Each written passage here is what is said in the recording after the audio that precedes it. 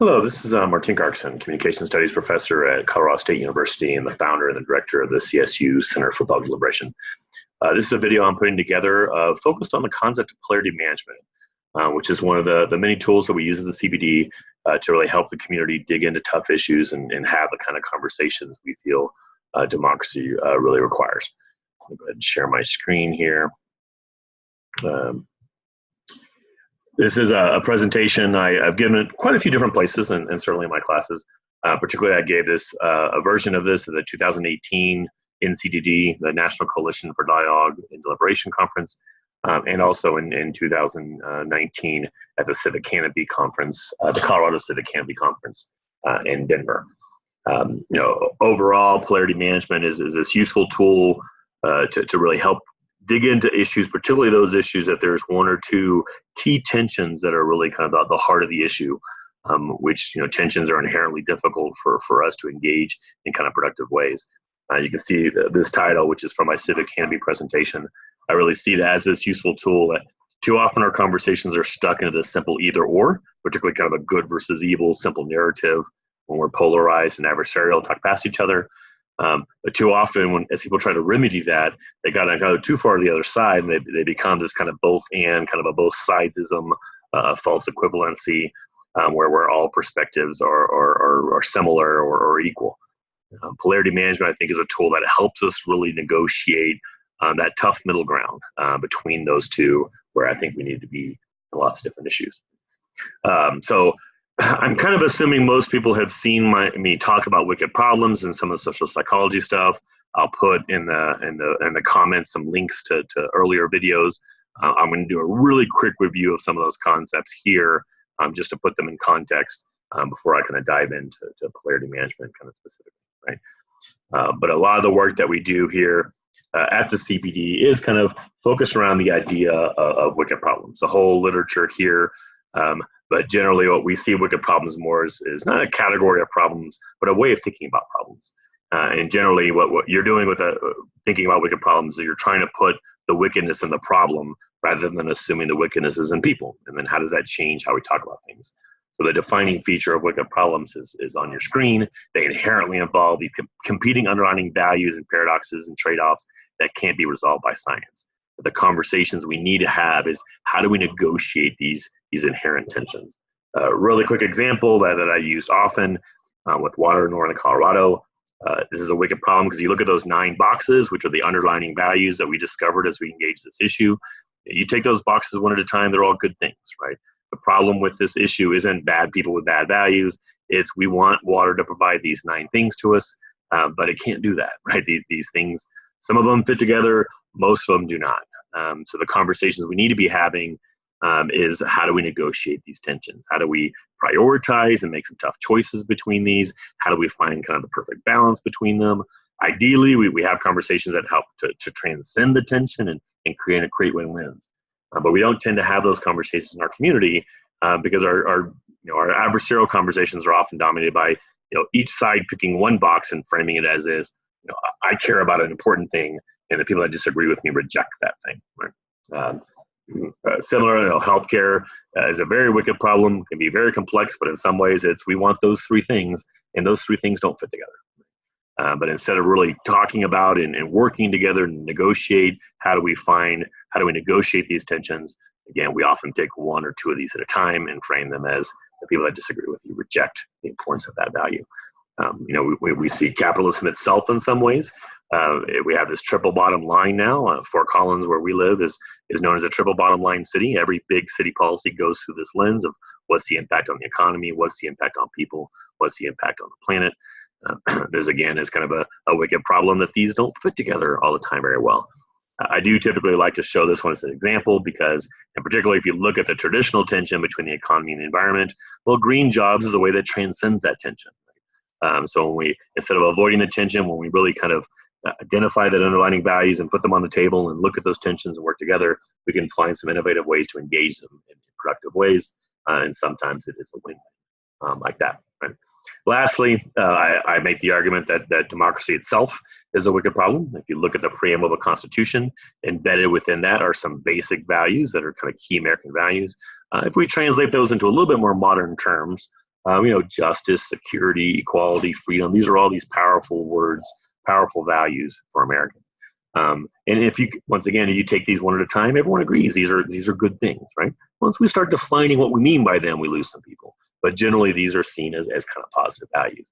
Well, the wickedness of democracy is, we want to follow all these values at the same time, but these values don't fit together very well. Right? And sometimes, really focusing on one of those values inherently is going to push back on some of the other values. So once again, the conversation we need to be having in our communities is this ongoing conversation of how do we negotiate these inherent tensions and how do we work? And when one gets too dominant or one gets left behind too much, how do we recalibrate and kind of work those together? So just looking at those five, you see some inherent tensions that I think are the heart of many of the conflicts that we have. And unfortunately, we don't tend to have the capacity or the processes to help deal with these tensions well. So they turn into these fault lines that really spark bad communication and kind of a negative feedback loop that leads to a lot of the polarization and hyperpartisanship that we have. And we'll dig into this a little bit more here with polarity management. And then here are just some of the others. The way my brain works, the way a lot of the work that we do with the CPD is, instead of avoiding those inherent tensions, we seek them out, and we try to, as we talk with different groups and different sides and analyze public discourse, those tensions are often hidden or strategically designed to be avoided. We bring them out and put them on the foreground, lay them on the table, and again, help people kind of work through and see what happens when we do that well. Right? So that's the definition of wicked problems. To deal with wicked problems, we have to be able to talk to each other. We have to be creative. We need broad collaborative action across lots of different perspectives. And those are the kind of conversations we're hoping to spark. The last quick bit of review, a lot of our work also kind of connects with social psychology and brain science and how our brains work. So this is just one slide from another presentation that really kind of summarizes, I guess, one more part of that slide there. Some of the bad news that we learned when we really kind of dug into that research, right? That our brains are not well designed for wicked problems. We crave certainty and consistency. Our brain works overtime to kind of protect our decisions once we make them. We love simple good versus evil narratives. We love the either or. It's very natural to us. We like to gather around like-minded people. We like to be on our teams. And those things really affect how we think and how we process information and how we react to challenge. And that's what we're seeing a lot of our problems now in polarization. Bottom line of all of these is our brains are not well situated to deal with these value dilemmas or tensions or tough choices. So a lot of the work that we do is try to overcome that natural tendency to avoid or deal poorly with this, to give people the tools to deal with these tensions or polarities well. So with that pretty quick review, we can kind of dig into some new information here about polarity management as one specific tool to help us deal with wicked problems.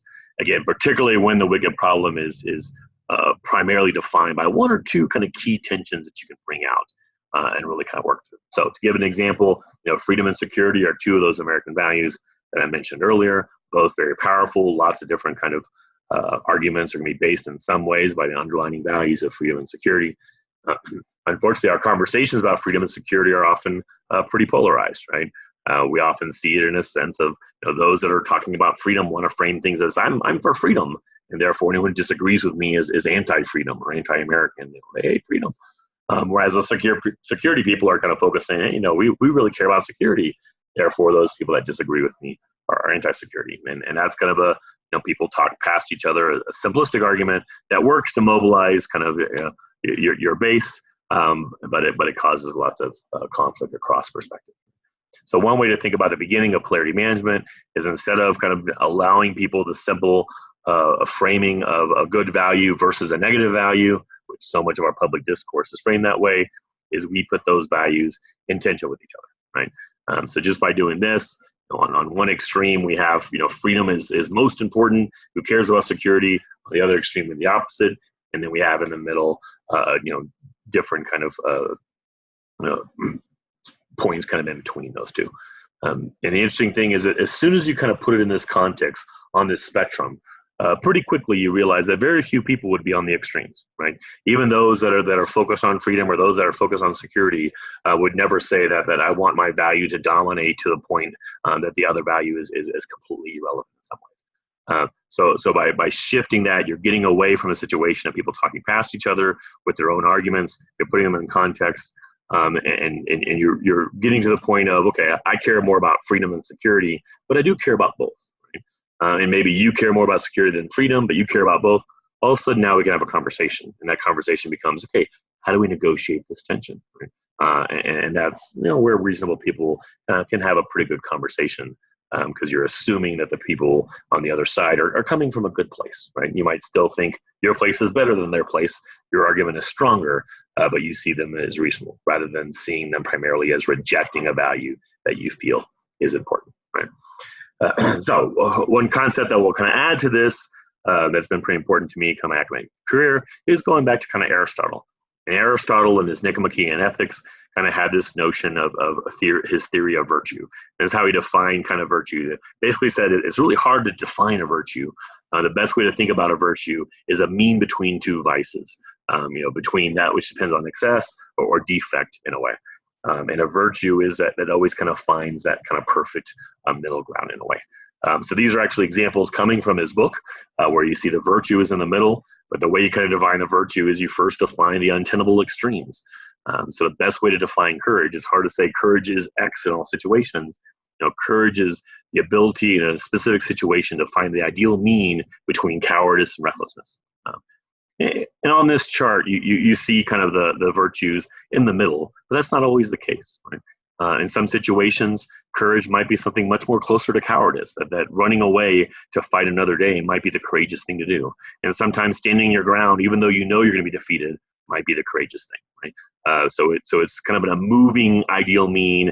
You use kind of the metaphor of the archer trying to hit a moving target in a sense, as this sense of virtue, right? So that's one way to think about polarity management of how do we define things that we define kind of these untenable extremes that most people agree we don't want to be there. That kind of puts people in the middle, but we don't want to just put people in the middle and be done with it, kind of a both and simplistic argument. We want to put people in the middle, but then struggle with, okay, where exactly in the middle should we be, right? What is that ideal mean in our situation? With also the recognition that you're not going to find that ideal mean for all time. An ideal mean is situational, it's going to change. So that goes back to an important argument that we make, that we have to have this ongoing conversation, right? You don't solve a wicked problem, you don't find a perfect way to organize these values. It has to be this ongoing conversation about how do we tweak things, how do we constantly shift, how do we constantly recalibrate as certain values get too powerful or dismissed too much, right? So that all, fast forward kind of 2,000 years to Barry Johnson, who wrote a book, Polarity Management. And there, if you Google, you'll find a lot of other kind of resources. There's a nice book called Polarity Coaching. There's a new one I just looked at called Polarity Management in Healthcare that really kind of focuses on an issue and digs into different ways. But we'll be kind of playing essentially with Barry Johnson's kind of basic concepts here to think about how that can work with public engagement and engaging people on tough issues, right? So this is one kind of example he uses from a book. The way I kind of tell this story is, think about your first boss, your first job out of school, and perhaps your first boss is kind of that top left there. They give clear directions and clear guidelines, and you come home and you're pretty happy. You feel you really like your job. There's clarity. You know what's expected of you. You know what you're supposed to be doing. You're pretty excited about that. But over time, those same characteristics, there's kind of a dark side to them. And over time, you start sliding down to kind of the bottom left, where it's, that you're all of a sudden coming home and you're really frustrated, right? That there only seems one way to do things, and your boss doesn't allow you to think for yourself, and you have to kind of do it that way, and you're stuck within this box. So in your head, you see that as a problem that you have to solve, right? So you quit that job and you go work for somebody else that is much more flexible, listens to reason. You're up to the top right. And again, you come home the first day and you're pretty excited, right? That you feel that they're letting you think for yourself and giving you a sense of what you're doing, but letting you kind of find your own path and use your own skills. Once again, over time, the dark side of that starts coming out, right? And you start slipping down, and all of a sudden you're coming home and you're frustrated because you don't know if you're doing a good job and you're not getting enough direction, and you ask for help and then they leave it back on you. And So you see that as a problem. The ambiguity is a problem that you have to solve. So once again, you quit that job and then you go back to work for someone who and Barry Johnson kind of explains this figure eight in a sense, right? That we keep on trying to solve a problem rather than manage a polarity. And those are two different things, right? But once you recognize it as a polarity, you recognize that you want a boss that on one hand gives really clear directions, while on the other hand has flexibility and lets you do things your own way. But those two things don't fit together very well, right? And in certain situations, the ideal me might be closer to clear directions because you got a project that you have to finish kind of quickly. But long term, it might be more flexible and let you, but you're kind of bouncing back and forth.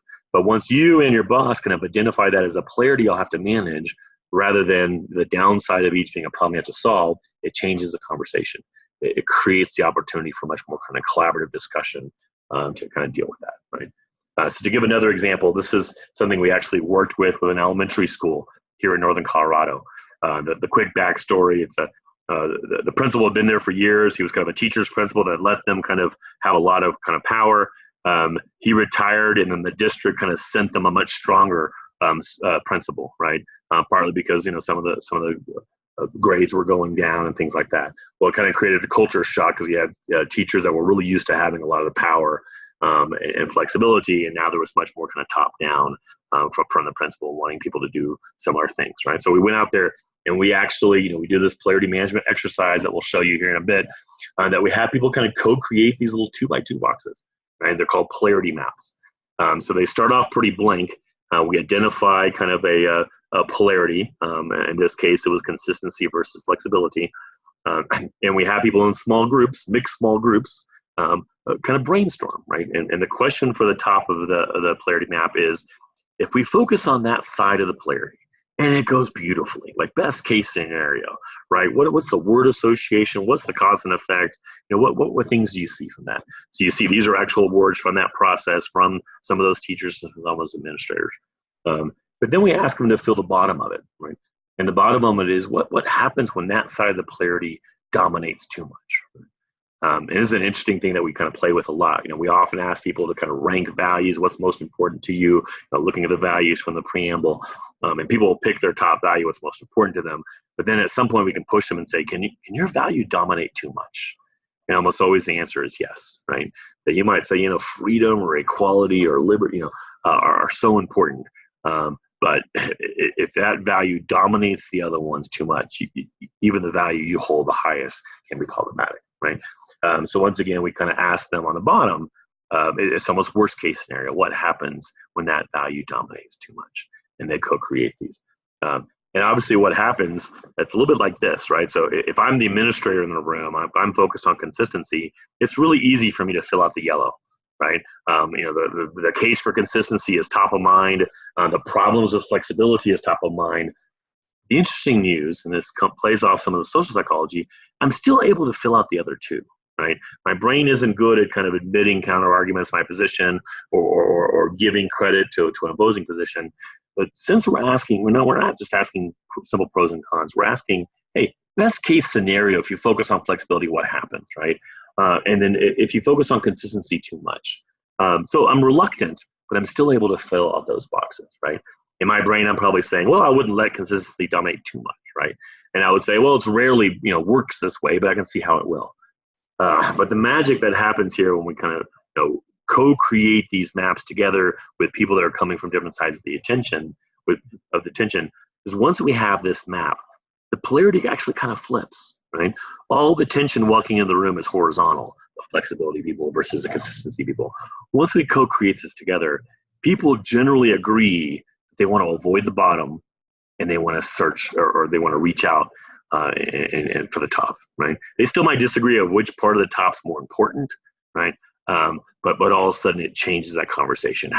It switches people from adversarial to collaborative, which is so critical to the work of the CPD. And we start talking now about, okay, how can we stay on the top, right? And you'll see in a minute kind of other ways to kind of think about that. So this is kind of just the basic worksheet that we use for different issues. What's the case for X and Y? And you want to frame those both kind of neutrally or positively. You want it to be a good thing versus a bad thing. Two good things or and then what happens when X dominates Y or when Y dominates X, right? So this is one that we've been playing with quite a bit in kind of our own work, lots of different tensions that you can kind of see on different issues, right? So I kind of walk through this. This is a basic exercise that we do with polarity management. And sometimes some of this we do beforehand, and we present a completed map, or at least a draft of a map, to people. Often we're actually having them start from scratch and create a map. So there's different ways you can kind of play with this when you engage people. But you identify a tension. Sometimes identifying that beforehand, sometimes the process itself. We introduce polarity management and have them come up with the polarities on the fly. You have people kind of brainstorm the positives, and then also brainstorm the alternatives, the bottom line. Then groups kind of share, and we kind of get an overall sense from the room of what kind of fits in those 4 boxes, and then we can really start kind of having a conversation about how do we do about this, right? It's been pretty interesting. Sometimes just creating a map has a pretty big impact, right? And then sometimes creating a map is a launch to a whole new kind of conversation, right? And that's where some of the new material, this is more from us than Barry Johnson, of how we think about, once you have a good map, how do you react to those tensions? And there's some different choices. Sometimes you're still going to prefer one side of that tension. Well, you're going to realize, consistency, flexibility, it's an important tension. Both sides are important, but where we are right now as a school, I think we need to focus on consistency. But you're preferring with eyes wide open, or you're preferring recognizing the danger of slipping into consistency dominating too much. You're preferring recognizing you might be losing some of this good stuff from flexibility, right? But that's a much better way than having those blinders on of just seeing the positives of your side and the negatives of the other.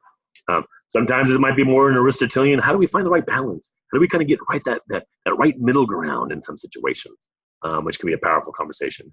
Ideally, kind of going back to the triple bottom line, it's more of a transcendent, right? How can we have both of these? And for some tensions, there is the possibility of transcendence.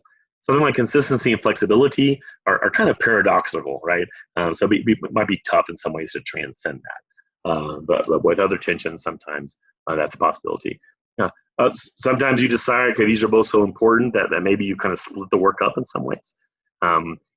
One way I think about this is, Fort Collins, city council primarily focuses on short-term kind of issues. They're making decisions about the here and now, but they also have a futures committee that meets, once a month or every other month, that really thinks out 30, 50 years, right? So they've decided we need to focus on short-term, but how do we still kind of create a structure to think about long-term something? Individual neighborhood schools probably have to kind of do a little bit of everything, but then you have some schools that can really focus in on STEM or arts or so forth, right? You created different options that kind of deal with those tensions. Right? And one thing that we always leave open with any of our material is people just to kind of disagree with the tension, right? People might feel this is a false dichotomy. You're creating kind of tension when it's not there, which is always one way to kind of think through as we go through these things, right? So this is going back to the earlier list. These are all kind of inherent tensions to living together in communities. There's lots of other work out there that the competing values framework is something similar. Robert Quinn's work also really kind of looks at kind of tensions and dialectics in some ways. These are powerful tools that unfortunately we don't use enough in public discourse to really think through issues. So we've actually used this specifically in quite a few processes over the years with the CPD. So I'm just going to share one more example where we helped the local school district hire a new superintendent. Part of that process is they did a survey first. They got about 2,000 responses to the survey. My job was to kind of try to make sense of those. One of the questions on the survey was, what's the most important characteristic of a new superintendent? And as I went through, it was just an open-ended question. When I went through all those answers, it was pretty clear towards the end that there was 2 answers above all else. That had almost half the people answered some form of, we need a strong leader that makes tough decisions. And the other half made, we need a collaborative leader that really listens to all voices. Those are 2 great answers for leadership, but they don't fit together very well, right? So when we kind of engage the people publicly, we kind of highlighted that tension, right? We identified that, put that on the table and said, hey, half y'all want a strong leader that makes tough decisions. Half y'all wants a collaborator that listens to all voices. Now, how do we deal with that, right? So this is just one way quickly to kind of think about that polarity map, right?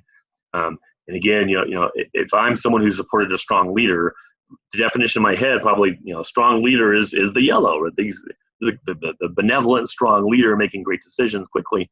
and the listener is this wishy-washy that never makes a decision. Of course, if I'm the collaborative, supportive, the collaborative leader, I'm seeing the gray. All the collaborative leader does this great things, and I see the downside of the strong leader. The strong leader is a tyrant. The strong leader is a dictator, right? But by putting that all together in this map, once again, you're shifting the polarity.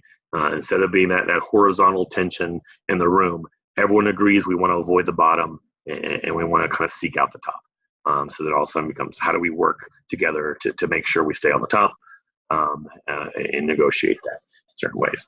So these are just some of the issues that we've dealt with. I won't kind of go into these examples now. If someone's interested in one, they can certainly email me, and I can kind of give you more context in some sense. We talk about I'm gonna move on with that. So I'm not supposed to have big quotes, but one way to kind of end this in a sense, David Zarefsky, kind of important figure in my own kind of academic work early on. He was a dean of Northwestern School. my earliest kind of academic discipline was rhetoric. That word means lots of things to lots of people, but primarily kind of rhetoricians, academics that focus on rhetoric. We're focused on public discourse and how do we kind of talk to each other and how do we make decisions. So in the keynote address, he talked a little bit about kind of the responsibilities of rhetoricians to kind of help us make these decisions. And kind of starting in the middle, you really talked about it. Our tasks include reconciling unity and diversity, individualism and community, nationalism and global citizenship, liberty and equality, quality and quantity, faith and doubt, the present and the future. Again, all these polarities that are inherent to everyday living in some ways. But I think it captures what we think about polarities well with this next part. None of these pairs consist of opposites in a logical sense. They're not in principle irreconcilable, but they are inherent tensions and often seem to work at cross purposes. Articulating how they can work together, how we can get the best of both, or how we can transcend these tensions is the task of responsible rhetoric. And that's what this polarity management tool is designed to do, right? To not let people have that kind of easy kind of either or, right? A good versus evil, I'm for freedom and you hate freedom, or whatever it may be. But also not just go to that simple next step. Okay, yes, it's both and, we both have good values, but then we kind of get stuck there. This kind of this mushy middle in some sense. But we want this kind of both and, but how, right? Yes, both, but how much of each, right? And how much of, where are we on that spectrum now? And do we need to shift more to the right or the left? These are all tough conversations that we need to be having, and we struggle to have. Our brains don't work this way. But with tools with polarity management kind of helps us have the conversations that we need to have and elevate those conversations in our communities, right? So with that, that's it for this. And feel free to email me with additional questions, or I can send some additional resources, and hope you enjoy the video.